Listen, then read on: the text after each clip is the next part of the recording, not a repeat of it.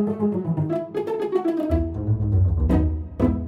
everybody, Joel Kennedy with Kennedy Violins. So today's another play-along video, and we are covering Gavotte from Suzuki Book 3.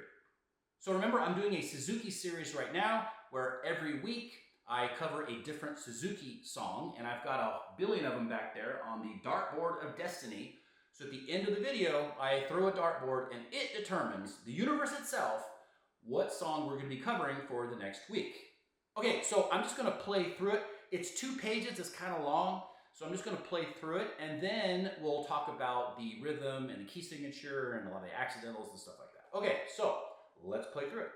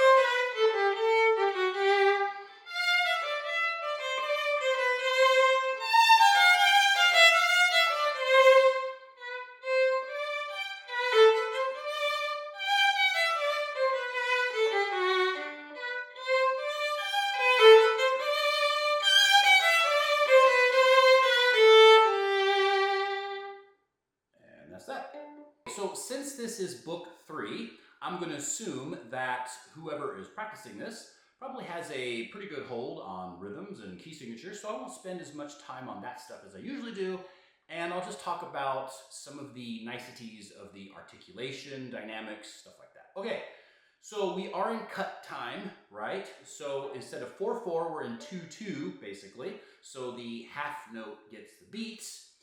But there's not really any difficult rhythms in this. It's basically just quarter followed by eighth note. So I probably don't have to give you a whole lot of metronomic help, I wouldn't imagine. Now, we are in the key of G major, right? So what's interesting about this piece is that there's a lot of accidentals. So remember, Suzuki's always trying to teach you something, and they're trying to teach you a lot of accidentals and complicated articulation and stuff in here, which is really cool. Okay, so what does G major mean? Well, for our second finger, because remember, second finger is the finger that's affected most by key signatures on the violin, our second finger is going to be high. Remember, our second finger is either high, touching the 3, or low, touching the 1. So our second finger is going to be high on the G, high on the D string, and it's going to be low on the A and low on the E, right? Because we have B natural, F sharp, C natural, and G natural, right? High, high, low, low. Okay, so that's our finger pattern, basically, with some accidentals thrown in. Okay, so let's talk about the articulation a little bit. So we have a lot of dotted rhythms. So in the beginning, we have 2 quarter notes with dots on them, right? So they're not on the side of the note, so it doesn't affect the length, the quality of the length, but it does affect the articulation. So these notes are short. So what do? We stop the bow. Right? So if we didn't have the dots, it'd be or, but we got dots. So stop. Right? You stop that bow to get that articulation. Now, here's an interesting thing. We have dotted eighth notes in the second measure, right? So those last two eighth notes, we have dots on them. What do? Okay, there's a couple different methods. The one that I prefer is to play it in the lower part of the bow because it's easier to play it short, and if you don't bounce the bow, it still almost sounds like you're bouncing the bow. So it would be like this.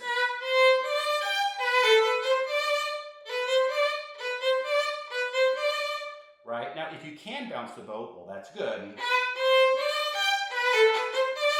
Or just a little bit of bounce.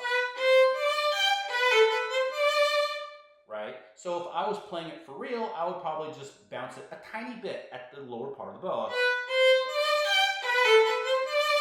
Right? Now, if you're not quite bouncing the bow too much or you don't want to go there, I still recommend that you play it in the lower part of the bow and just try to play them short.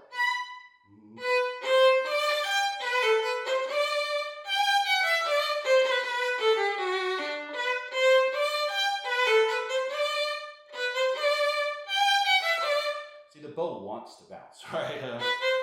But you don't have to bounce it. Now, the other way would be to play it in the upper part of the bow. Right? I don't recommend that because it's a lot of work. It puts you in the wrong part of the bow in other places, and it just doesn't sound that good. So just play in the lower part of the bow, loosen your hand, and just play them short. Pick your bow up if you can.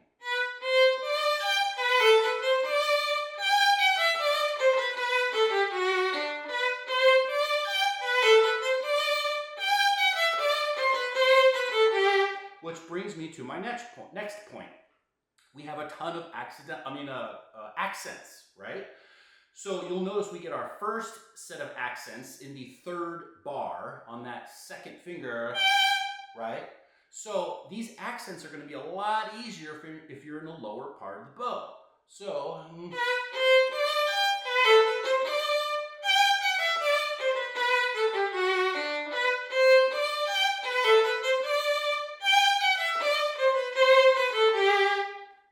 remember, with accents, it's easiest to just push with your index, right? Push with that first finger. And that's the easiest way to think about how to achieve that accent.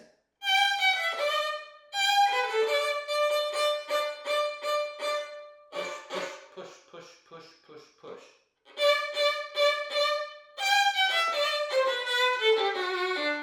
Okay, something like that. Okay, so we covered the accents, we covered the dotted rhythm. Another thing that you want to watch out for is your accidentals, right? They're pretty self-explanatory, but let me just go through a few really quick, just in case there's some questions. So, we have our first big accidental, the last measure of the second line. We have a B flat, right? So, we have a...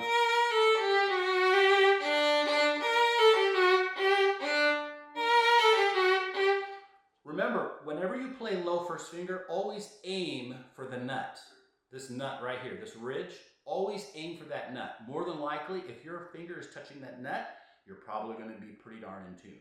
So whether you're playing an F natural on the E string or a B flat on the A string, right, make sure you touch that nut, and it's probably going to be in tune.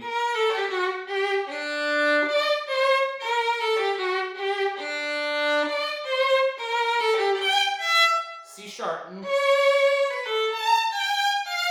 Here's your F natural, low first finger on the A. Then we have a railroad track, right? You see that railroad track? So you diminuendo, and then you set up that piano. So that railroad track gives you a chance to let the pressure off your bow, let it settle, and then start again with that piano. So let that tension off your bow.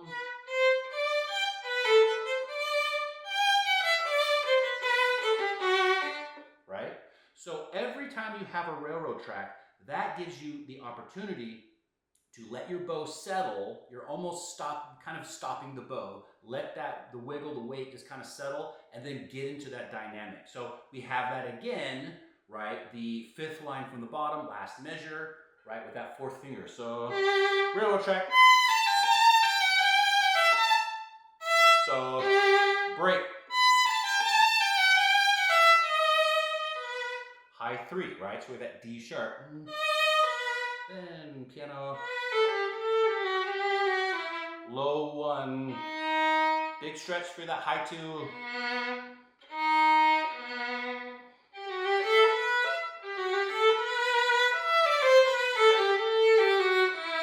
Railroad track. Now we're starting all over again.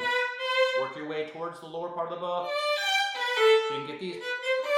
So every time that melody starts, always try to work your way towards the lower part of the bow so you can get those staccatos just right. Remember, I'm a broken record in my videos, but you should always know where you are in the bow, and where you are in the bow should be planned out by you.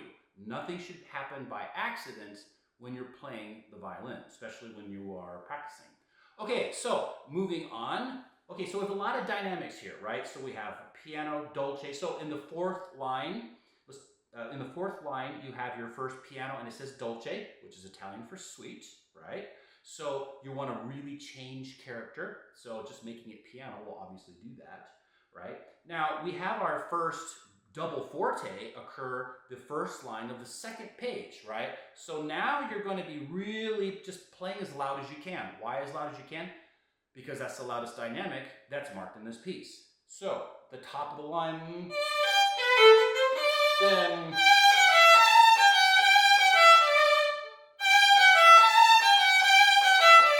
so you're going to be using quite a bit of bow, but you're really going to be making sure that you're playing in the middle of that bridge and that fingerboard, and you're using that squishy part of your bow, you know, to really put the pressure in there and create a really focused, fat, juicy sound.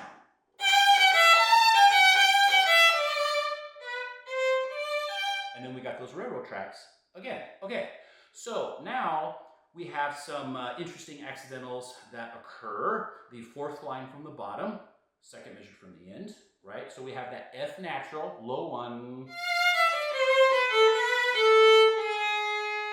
G sharp. So remember, when you play that high third finger, when you place the fourth finger after that, that fourth finger should touch that high third. So you can keep that third finger down to tell you where to put that fourth finger. Now, hopefully you place it high enough so when you play that fourth finger, it'll be in tune, right?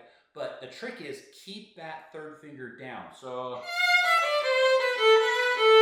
then touch.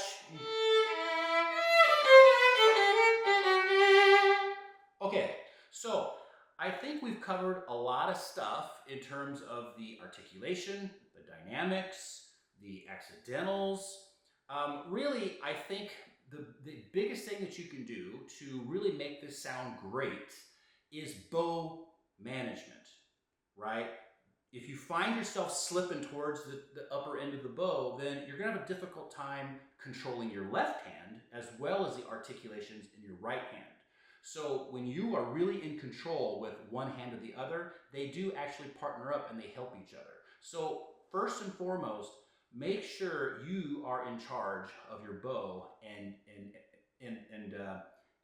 nothing happens by accident. Okay, last practice hack I'll give you for this is, because of the accidentals and the difficulty that ensues, practice them without the slurs, right? So when you have a difficult section, like for example, the last measure of the second line, they start throwing accidentals at you.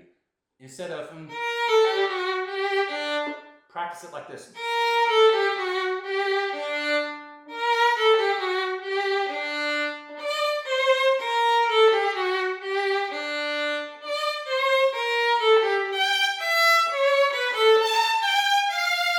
Right?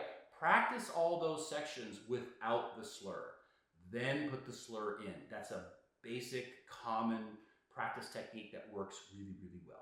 So guys, I hope this helped a little bit with this piece. It's kind of long, so I don't want to play it through again. Probably a long video anyway. So let's find out what our song is going to be for next week. Okay, I have my weapon in hand. Hopefully there are no small marsupials dancing around in the area as I throw my chosen device at the dartboard of destiny. Okay. Suzuki Book 1 Etude. Suzuki Book 1 Etude. So guys, if you like the video, if they help, make sure you like and subscribe. And if you have any questions, put them in the comment section. I answer pretty much all the questions. And if you guys have recommendations for videos that you want, right, because this channel exists for you, not for me, right, let me know. So with that, I hope you guys have a great time practicing and have a great day.